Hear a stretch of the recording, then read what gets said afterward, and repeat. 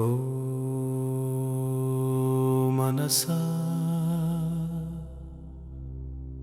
ఆత్మ అంటే ఏమిటి ఈ శ్వాసేనా ఓం ఈ నమస్కారం అండి. నేను శరీరమేనా శాస్త్రీయ మునగాల శాస్త్రీయ సనాతన సేనకు స్వాగతం, సుస్వాగతం. నేను ఒక పరిచయం డాక్టర్ వెంకటార్ చాగంటి గారు.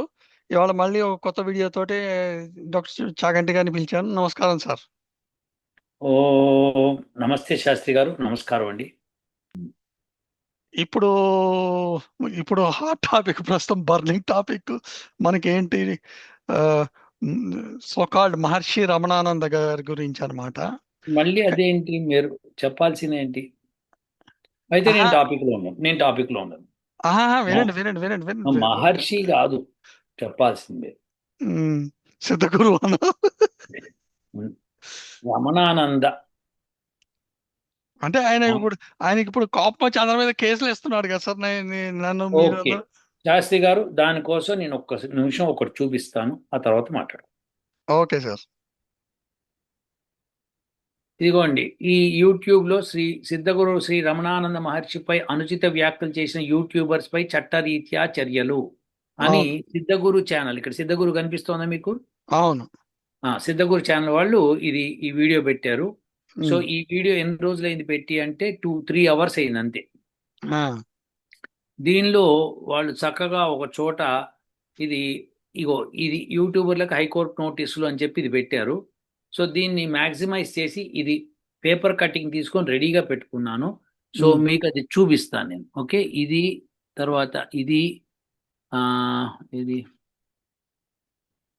మీరు చూపించే ముందు నా ప్రశ్న ఉంది. ఆ, ప్రశ్న చేద్దాం. నేను మీకు చూపిస్తే మీరు కూడా ఎంజాయ్ చేస్తారు. ఇగో ఇదండి, నేను కట్ చేసి పెట్టిన రమణానంద మహర్షిపై ఎన్ని ఎన్ని 1 minute 37 seconds దాకా ఇది ఉమ్, చూస్తే దీన్ని ఆ కటింగ్ చేసింది ఫస్ట్ నేను వినిపించాలి కదా శాస్త్రి గారు మీకు. యా. ఓకే, వినిపిస్తాను ఉండండి. ఓకేనా?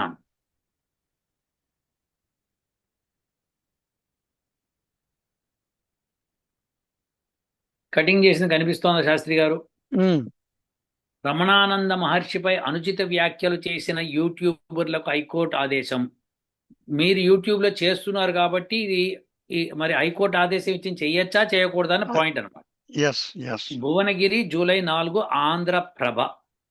సిద్ధగురు రమణానంద మహర్షిపై అనుచిత వ్యాఖ్యలు చేసిన యూట్యూబర్లకు హైకోర్టు ఆదేశాలు జారీ చేసింది. రమణానంద మహర్షిపై చేసిన వీడియోలు తొలగించాలని, పెట్టరాదని యూట్యూబర్లు కాకుమాను లలిత్ కుమార్, వేద బ్రహ్మ లలిత శాస్త్రి, కృష్ణశాస్త్రి, దువ్వాడ శివప్రసాద్ చౌదరి, అపరాజితా కౌండిన్య, శ్రీకాంత్ శర్మ, కిల్లి భాస్కర్ రావు, సంతోష్ కుమార్లకు హైకోర్టు ఆదేశాలు జారీ చేసింది. గుర్తుపెట్టుకోండి, ఇక్కడ రమణానంద మహర్షిపై అని రాశారు ఇక్కడ.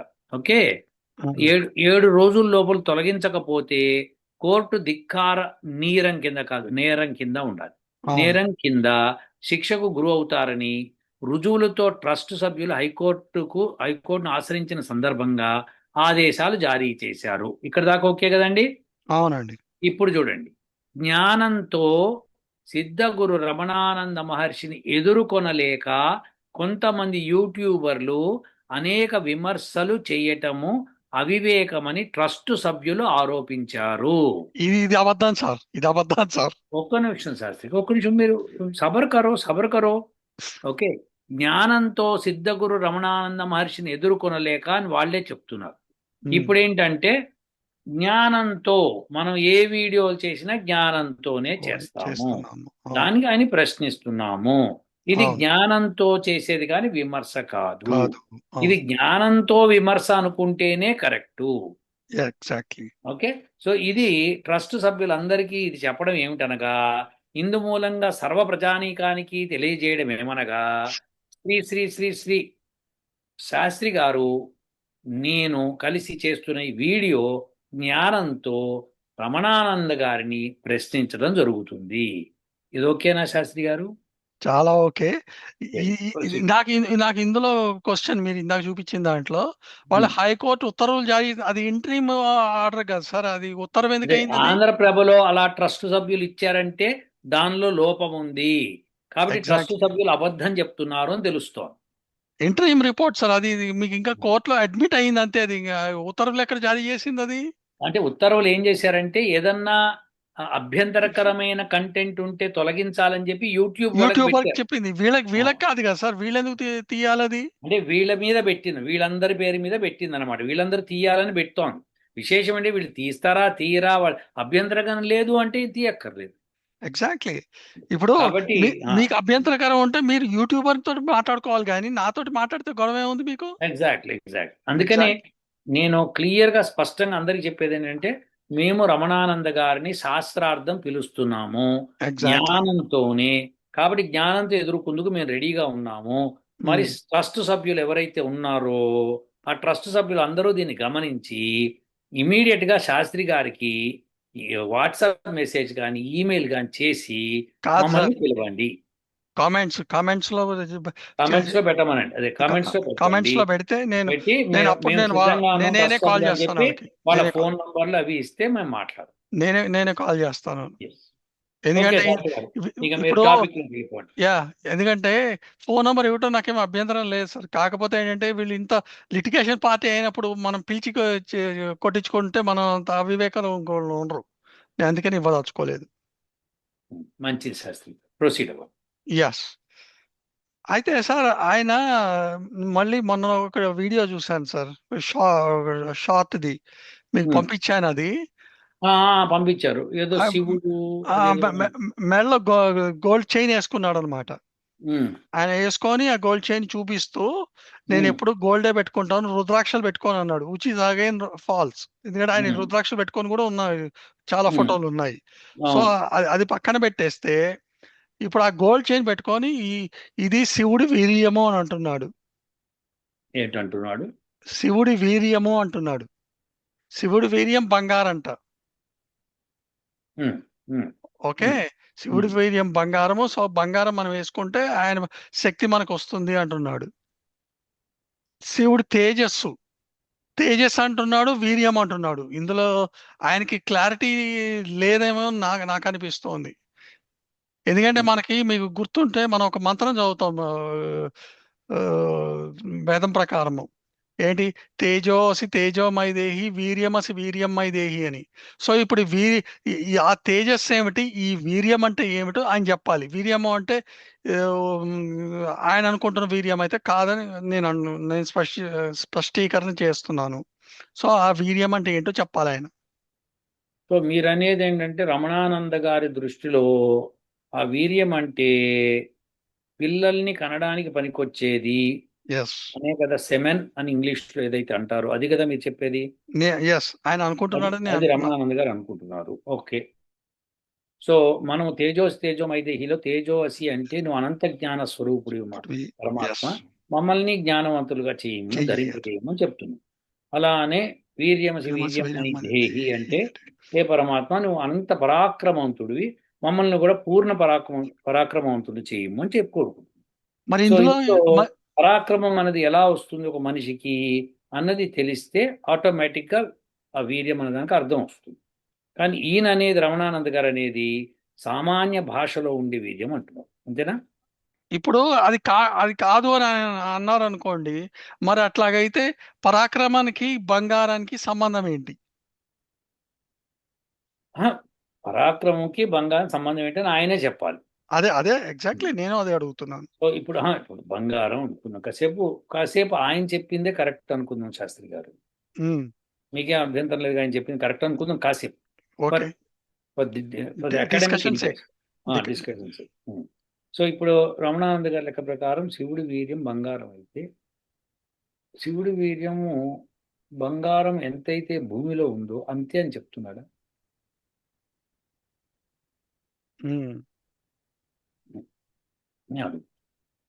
అంతే అవ్వాలి ఆయన ఒకవేళ అట్లా అంటే మటుకు. లేదండి, ప్రపంచంలో ఎక్కడెక్కడ సూర్యగ్రహంలో అన్ని గ్రహాల్లో ఉన్న బంగారం అంతా కలిపితే శివుడి వీర్యము అనుకున్నాం కాసేపు. ఓకే, ఎవ్విధంబుగా అది బయటికి వచ్చిందా, లోపల ఉందా? ఇంకా లోపలే ఉన్నట్టు కదా. లోపలుండి ఈయనెట ధరిస్తాడు? అది బయటకు వస్తే అప్పుడు ఏం చెప్తాడు అనమాట. బయటకు వచ్చిన వీర్యమా, లోపల ఉన్న వీర్యమా, ఇది కావాలి.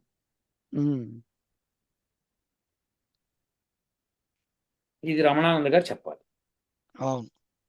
బయటకు వచ్చింది అన్నాడు అనుకోండి, బయటకు వచ్చిన దానిలో ఇప్పుడు అది పార్ట్స్గా చేసుకొని దీనిలో ఎంత పార్టీని వేసుకున్నాడో ఆయన చెప్పాలి. ఉమ్, అవునా కదా? అవును. ఇప్పుడు అదే అన్నాడు అనుకుందాం. అంటే ఇప్పుడు ఆడవాళ్ళ మెడల్లో గొలుసులు వేసుకునే బంగారం ధరించేవన్నీ కూడా అదేనా? అంతే నంబర్ కదా. 2. అంతే అది కదా. కాకుండా ఇప్పుడు ఈ యొక్క బంగారం ఏదైతే బయట కనిపిస్తోందో సమాజంలో అందరం ఇక్కడ ఎక్స్చేంజ్ విషయంలో ఒక దేశం నుంచి ఇంకో దేశానికి బంగారం మార్పిడి జరుగుతుంది. అవునా కదా? అవును. సో ఇప్పుడు ఇలాంటివన్నీ కూడా ఇప్పుడు ఆయన అదే అంటున్నాడా? లేకపోతే బంగారం గోల్డ్ చైన్ చేసుకుంటేనే వీర్యం అవుతున్నారు? గోల్డ్ ఉంటేనే వెయ్యమో అంటున్నాడు ఆయన. బంగారమే వీర్యం అన్నప్పుడు ఆయన నేను రుద్రాక్ష వేసుకోను అన్నాడు. కానీ రుద్రాక్ష మాలలో ఏమిటి శివుడికి ఒక గుర్తింపుగా కదా వేసుకునేది. ఎగ్జాక్ట్లీ. సో ఇప్పుడు దానికి దీనికి ఉన్న భేదం ఏంటో ఆయన చెప్పాలి. రుద్రాక్షలు నేను వేసుకోను అని అన్నాడు అంటున్నారు కాబట్టి, కానీ ఆయన వేసుకోవడం చాలాసార్లు చూస్తున్నాం మనం. చూసాం అంటే అది చాలాసార్లు. రుద్రాక్ష కాదు, అది ఏదో బంగారం కాదు, బంగారంతో చేయబడింది అనుకున్నాము. అది బంగారం లాగా మెరవట్లేదు. ఓకే. సో అది రాళ్ళు రప్పల్లాగా ఉన్నాయి అవేంటో. సో మొత్తానికి అది అదేంటో ఆయన చెప్పాలి. సరే. ఇంకోటి ఏంటంటే శివుడికి పార్వతికి మధ్యలో శివుడి వీర్యాన్ని అట్లా బయటికి పంపించేస్తే పార్వతి ఊరుకుంటుందా? అసలు అది చాలా తప్పు సార్ అట్లా మాట్లాడటం. నేను అడుగుతున్నా శాస్త్రి గారు. ఇప్పుడు పార్వతీదేవి తన గర్భంలో ధరించవలసినటువంటి శివుడి వీర్యాన్ని అట్లా బయటికి చెల్లా చెదురు చేస్తారా? అప్పుడు రమణానంద గారికి హింట్ ఏంటంటే మనం ఆయన ఆర్గ్యూ చేయడానికి బలం మనమే ఇద్దాం. లేదండి ప్రకృతి అంతా పార్వతీదేవి, ఆమె ఒంట్లోనే ఉంది ఇదంతా అని అనొచ్చు. అంటే భూమిలో ఉంది కదా. ఓకే. భూమి సర్వగ్రహాలు సూర్యుడు అన్నీ కలిపితే కనుక పార్వతీదేవి అంటే ప్రకృతి అంటే అప్పుడు ఆమెలోనే ఉంది కదా అని అన్నాడు అనుకోండి. ఉమ్, అవునా కదా? అవును. అనొచ్చు కదా. అనొచ్చు. అన్నప్పుడు ఆయన దాన్ని ఎలా ధరించాడు? అంటే గర్భంలో ఉన్నది తవ్వి తీస్తావా నువ్వు? ఉమ్, చెప్పండి శాస్త్రి. అంటే పార్వతీదేవిలో ఉన్నది నువ్వు తీసుకుంటున్నావు. ఓకే. ఎట్ట తీసుకుంటావు నువ్వు? ఎగ్జాక్ట్లీ. ఇప్పుడు నువ్వు అది పైగా పార్వతీదేవి మనకి భూమిలో పండడానికి పంటలు ఇచ్చింది, పళ్ళు పలహారాలు ఇచ్చింది, అన్నీ ఇచ్చింది. కానీ ఈ బంగారం అనేది స్పెషల్‌గా ఆయన చెప్తున్న మెటీరియల్ అనుకుంటే అది ఆమె సొంతం కదా. ఎగ్జాక్ట్లీ. అది నువ్వెట్టేసుకో. చెప్పండి శాస్త్రి. అవును. జ్ఞానంతో ఆలోచించండి. అవునా కాదా? ఒకటి. అవును. తర్వాత రెండోది ఆయన ఏమన్నాడో చెప్తాను. ఒకానొక వీడియోలో ఆయన ఏమన్నారంటే, నేనది వీడియోలో చూపిచ్చాను. ఇలా సిద్ధత్వాన్ని పొందిన వాళ్ళంతా ఎవరో తెలుసా అంటే, సాక్షాత్తు శివుడే. ఓ. సాయిబాబా శివుడే అన్నాడు. అల్లాని కూడా శివుడు అన్నాడు. ఇక ఆయన ఏమన్నాడో అది తెలియదు. నాకు అది అల్లాని శివుడు అన్నాడని నాకు గుర్తులేదు. తెలియదు కానీ ఉమ్. సాయిబాబాని శివుడు అన్నాడు. అట్లా శివుడే సాయిబాబా అన్నాడు. అట్లాగా సార్. ఆ ఆజాన్ గురించి చదివాడు కదా, చదువుతూ చెప్పాడు అనమాట. అల్లా ఉమ్. శివుడు ఒకడే అని చెప్పి. అది ఒక్కటే అన్నది ఆయన అనుకోని భావనలో ఉండటం పెద్ద తప్పు లేదు. కానీ శివుడే అల్లా అన్నట్టు చెప్పడం తప్పు. ఎందుకంటే ఆయన గుణాలు వేరు, ఈయన గుణాలు వేరు. అవునా కదా? సో అందుకని సో ఇప్పుడు నాకు కావాల్సింది ఏంటంటే పార్వతీదేవి ప్రాపర్టీని నువ్వెట్లా గ్రహించావు, ఓ. ఎలా వేసుకున్నావు? ఒకటి నంబర్ 1. నంబర్ 2, మొత్తము భారతదేశంలో శివుణ్ణి ఆరాధ్య దైవంగా ప్రార్థిస్తూ ఆయన యొక్క చిహ్నానికి అంటే శివుడు ఒక ఆకారం లేదు, ఆయనకు ఒక చిహ్నంగా ఒక బండరాయి పెట్టుకొని శివలింగం అని అనుకొని దాన్ని వాళ్ళు ప్రార్థన చేస్తుంది. అవును. నువ్వెట్లా దాన్ని వీర్యము బయటికి వచ్చి నేను వేసుకుంటానని చెప్పడం తప్పు అవుతుంది కదండి. నా ఇప్పుడు నువ్వు బాధల్లా కూడా శివుడు అదే సార్. సాయిబాబా ఒకటే అన్నావు. అంటే ఇది సాయిబాబా అవును. తర్కానికి నిలవాలి కదా శాస్త్రి గారు. ఎగ్జాక్ట్లీ. సో తప్పు అవుతుంది కదా ఇది. ఎంత తప్పు అవుతుంది అది? సాయిబాబా మనిషి, అవునా? అవును. శివుడు అనేది ఒక పరమాత్మ కింద కన్సిడర్ చేయబడుతుంది. సో తత్వంగా సార్. పరమాత్మకి ఆయన యొక్క రజస్సు తేజస్సు ప్రకృతిలో పెడితే ప్రకృతి ఇలా వికసించింది. ఎగ్జాక్ట్లీ. సో దాన్ని పట్టుకొని ఈయన ఇష్టం వచ్చినట్లు మాట్లాడటం అన్నది చాలా పొరపాటు అవుతుంది. ఎక్కడన్నా గ్రంథాల్లో రాసుంటే కూడా తప్పు అవుతుంది. అవును. వేదం మాత్రమే చెప్పాలి. నాకు తెలిసే గ్రంథంలో లేదు సార్. ఇది అది రమణానంద గారి సొంత గ్రంథం. అది సో ఇక్కడ ఏంటంటే వేదంలో బంగారం గురించి అనేక మంత్రాలు ఉన్నాయి, కానీ అవును. ఇలా చండాలంగా ఈయన చెప్పినట్టు కాదు. అవును. కాబట్టి అందరూ కోరుకునేది బంగారము, ఐశ్వర్యానికి చిహ్నం బంగారము. అలానే సూర్యుడు బంగారు రంగుతో మెరుస్తాడు అని చెప్పారు. అవును. అందుకనే ఆయనకి ఆ మంత్రంలో సువర్ణ అని వస్తుందన్నమాట. సో అవును. ఇవన్నీ కూడా మనకు అర్థం చేసుకోవాల్సింది ఏంటంటే ఈ రమణానంద్ గారు చెప్పిన భాష్యం అది పైశాచికము అని చెప్పాలి. ఎగ్జాక్ట్లీ. అది శాస్త్రబద్ధం కాదు. ఇలాంటివన్నీ పైశాచికాలు అవన్నీ. నాకు అదే కోపం వచ్చింది. కోపం వచ్చింది కాబట్టి మీ దగ్గరికి వచ్చాను. మహర్షిగా ఇప్పుడు మహర్షి అన్నవాడు ఎప్పుడు ఇలా చెప్పడు. ఇలాంటి వాళ్ళంతా కొంతమంది రావణుడు, ఊవటుడు వేదాలకి భూత అర్థాలు రాశారు. ఓ వాళ్ళు రాస్తేనే మహర్షి దయానంద సరస్వతి అన్నిటిని ఖండించి కరెక్ట్ అయిన అర్థాలు ఇట్లా, ఇది వ్యాకరణము, ఇది అని చెప్పి రాసి వాళ్ళందరికీ ప్రశ్న కూడా పెట్టాడు. ఇప్పుడు ఊవటుడు రావణుడు రాసినవి పెట్టుకుంటారు, సాయనాచార్యుడు రాసినవి పెట్టుకుంటారు కదా చాలా మంది. పెట్టుకున్నప్పుడు వాళ్ళు వ్యాకరణ సహితంగా రాయలేదు, తప్పు రాశారని చూపిస్తూ ఈయన ఇవి చెప్పాడు. ఇవి చెప్పినప్పుడు దాన్ని ఖండించడానికి ఆయన రసాయన అనుచరులు కానీ లేకపోతే ఊవటుడు లేదా రావణాసుడు అనుచరులు కానీ వచ్చి ఖండించాలి మహర్షి దయానంద సరస్వతిని, ఏది వ్యాకరణంగా, వ్యాకరణ పరంగా. కానీ ఖండించలేకపోతున్నారు వాళ్ళు. అవును. ఎందుకంటే వాళ్ళు చేసిన తప్పని తెలుస్తూనే ఉంది అక్కడ. అవును. కాబట్టి ఈయన చెప్పింది తప్పు శాస్త్రి గారు. దీని మీద కూడా శాస్త్రార్థం నేను చేయడానికి సిద్ధంగా ఉన్నాను. సార్ ప్రతిసారి అందరికీ మనం చెప్తున్నాం కానీ ఎవరు రిటర్న్ రావట్లేదు సార్. ఏం చేద్దాం మనం? అంటే పాపం వాళ్ళకి బిరుదులు తీసుకోవడమే అలవాటు, కానీ బిరుదులు నిలబెట్టుకోవడం అలవాటు లేదు. తప్పేం లేదు శాస్త్రి గారు, ఆయనకి మహర్షి బిరుదు ఇచ్చారు, యూనో చతుర్వేద జ్ఞాన బ్రహ్మాన్ని ఇచ్చారు, తర్వాత వేద అవలంబకుడు అని చెప్పి ఏదో బిరుదు ఇచ్చారు, వేద విశ్లేషణ ప్రచార అని చెప్పి ఏదో ఇచ్చారు బిరుదు. అలా రకరకాల బిరుదులు ఆయనకి ఇచ్చారు. సర్వదేవతార్చన కుశలుడు అని ఒకటి ఇచ్చారు. ఇలా రకరకాలుగా ఆయనకి బిరుదులు ఇచ్చారు. ఏమో సార్, దేవతార్చన విసరుడు అని నేనైతే అనుకోను సార్. ఎందుకంటే శివుడి శివాభిషేకం చేస్తూ ఆయన అల్లా అక్బర్ అంటున్నాడు అని అంటే, ఆయన ఆజాన్ చదువుతున్నాడు, మన జనాలందరూ వింటున్నారు కూడా. అది నాకు కొంచెం ఇబ్బందికరంగా అనిపించింది. అది జనాలు వినటము, ఆయన చెప్పటము ఓకే శాస్త్రి గారు, నాకేం అభ్యంతరం లేదు, కానీ శివుడిని అక్కడ పోల్చకూడదు. ఎగ్జాక్ట్లీ. అదే శివుడు అనేది ఇప్పుడు వేద మంత్రాల నుంచి వచ్చిన శబ్దాలకి ఆ అల్లాకి సంబంధం లేదు. కాబట్టి నేను దాన్ని ఖండిస్తున్నాను. ఇప్పుడు ఈ మాటను కూడా నేను ఖండిస్తున్నాను. ఏదైతే ఇది శివుడి యొక్క దీన్ని బంగారం అంటారని చెప్పడం అనేది ఖండిస్తున్నాను. చాలా తప్పది.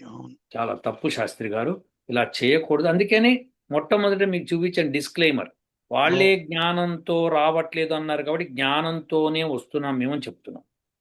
ఈ విశ్లేషణ అంతా కూడా జ్ఞానంతో చేసింది, అజ్ఞానంతో చేసింది, మూఢనమ్మకంతో చేసింది కాదు.